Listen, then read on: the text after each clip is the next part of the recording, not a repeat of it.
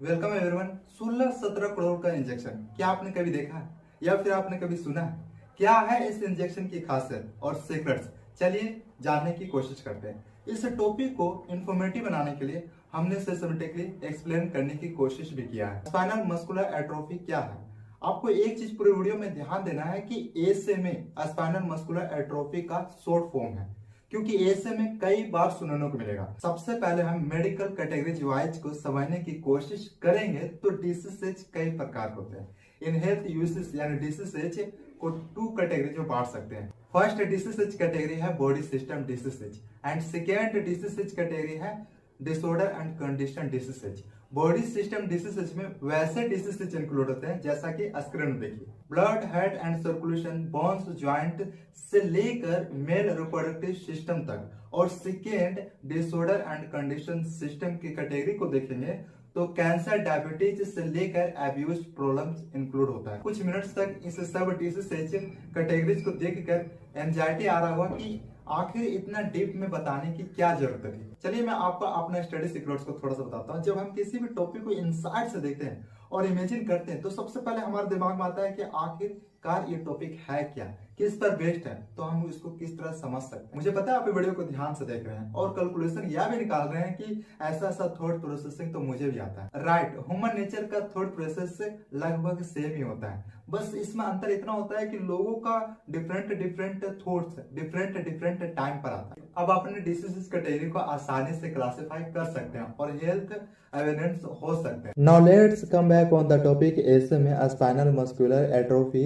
एक प्रकार का डिसऑर्डर डिसीज है। ऐसे में डिसीज इंसान के बॉडी में मोटर न्यूरॉन्स को नुकसान पहुंचाता है और नष्ट कर देता है। मोटर न्यूरॉन्स एक प्रकार का न्यूरॉन सेल है जो स्पाइनल कॉर्ड और ब्रेन के निचले हिस्से में होती है। यदि आप क्लास 10th का स्टूडेंट भी हो तो न्यूरॉन्स के बारे में थोड़ी सी भी जानकारी जरूर होगा। न्यूरॉन्स ब्रेन एंड बॉडी के अदर पार्ट्स के बीच इंफॉर्मेशन पहुंचाने का काम करता है। इसका स्टडी साइंस एक अलग ब्रांच न्यूरोलॉजी में किया जाता है। मोटर न्यूरॉन्स हमारे बॉडी में छाती, हाथ, गले और जीभ में मूवमेंट को कंट्रोल करते हैं। जैसे जैसे मोटर न्यूरॉन्स मरते हैं शरीर की मांसपेशियां कमजोर होने लगती है और अंत में बने वेस्ट के रूप में अलग हो जाते हैं। मेडिकल टर्म में इस वेस्ट को एट्रोफी कहते हैं। मसल्स यानी मांसपेशियां की क्षति समय के साथ खराब हो जाती है और व्यक्ति को बोलने, चलने, निगलने और सांस लेने में प्रॉब्लम्स आने लगती है। यहाँ तक ऐसे में क्या है, इसके लक्षण क्या है, समझना सिंपल सा लगा हुआ, लेकिन ऐसे में कैसे हो जाता है इसको समझना थोड़ा सा पेचीदा लग सकता है। हमारे शरीर में कई प्रकार के न्यूरॉन्स सेल होते हैं।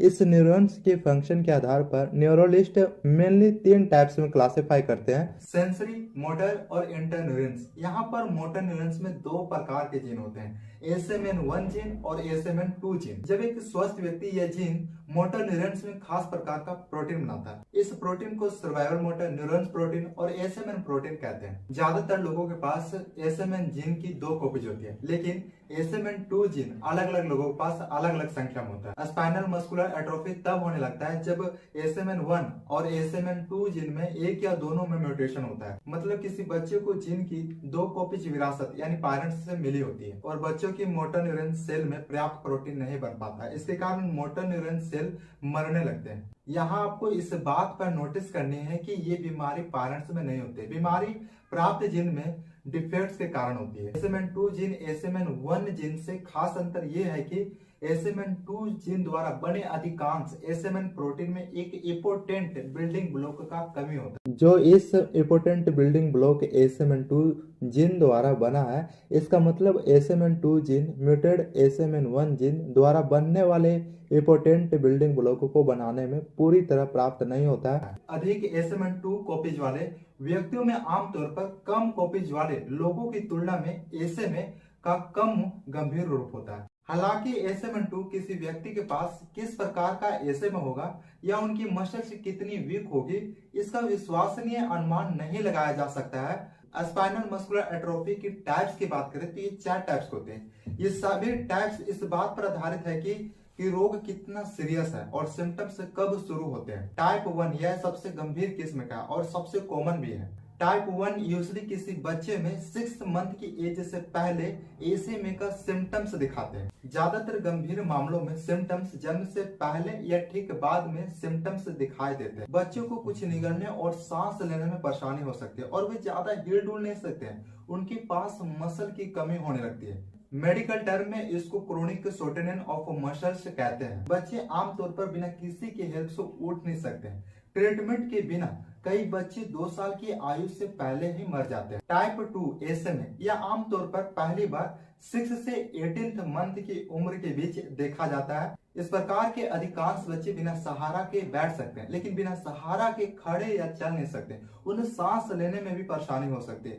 ये किशोर अवस्था या यंग अडल्टहुड में हो सकते हैं। टाइप 3 को कुगरबर्ग वैलेंडर भी कहा जाता है। यह सबसे हल्का टाइप का है जो बच्चों को प्रभावित करता है। रोग के लक्षण जनरली 80th मंथ की एज के बाद दिखाई देते हैं। इस प्रकार के बच्चे अपने आप चल तो सकते हैं, लेकिन दौड़ने, कुर्सी से उठने या सीढ़ियां चढ़ने में परेशानी हो सकती है। बच्चों को स्क्लेरोसिस, कंट्रक्चर्स और रेस्पिरेटरी इन्फेक्शन भी हो सकता है। ट्रीटमेंट के साथ इस प्रकार के ज्यादातर बच्चों का जीवन काल नॉर्मल हो जाता है। टाइप 4 हालांकि हल्का होता है और बहुत ही रेयर केस में होता है। यह कभी कभी 21 साल की एज के बाद सिम्टम्स पैदा करता है। इसके सिम्टम्स में व्यक्ति की मशश, कमजोरी, कपकपी और सांस लेने में हल्की समस्या होती है। समय के साथ सिम्टम्स धीरे धीरे खराब हो जाते हैं। इस प्रकार के SMA वाले लोगों का जीवन काल नॉर्मल हो जाता है। तो क्या स्पाइनल मस्कुलर एट्रोफी का किसी प्रकार का डायग्नोसिस और ट्रीटमेंट जैसी थेरेपी संभव है? वैसे तो SMA का पहले परफेक्ट इलाज संभव नहीं था, लेकिन ट्रीटमेंट करके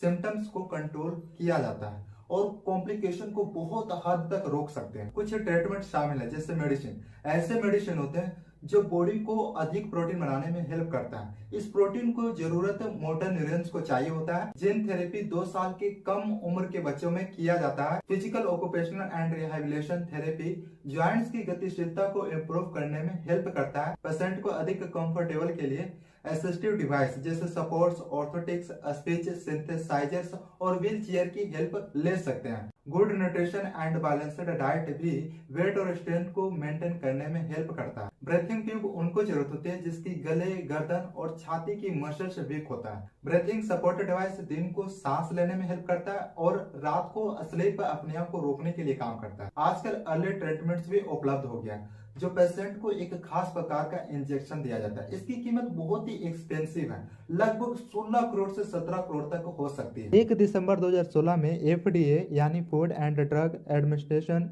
ने बायोजिन और आयोनिस कंपनी द्वारा डेवलप्ड स्पिनराजा ट्रीटमेंट का अप्रूवल का अनाउंस किया जाता है। फिर 2019 में FDA ने नोवार्टिस कंपनी द्वारा डेवलप्ड जोलजेनजमा ट्रीटमेंट का अप्रूवल अनाउंस किया।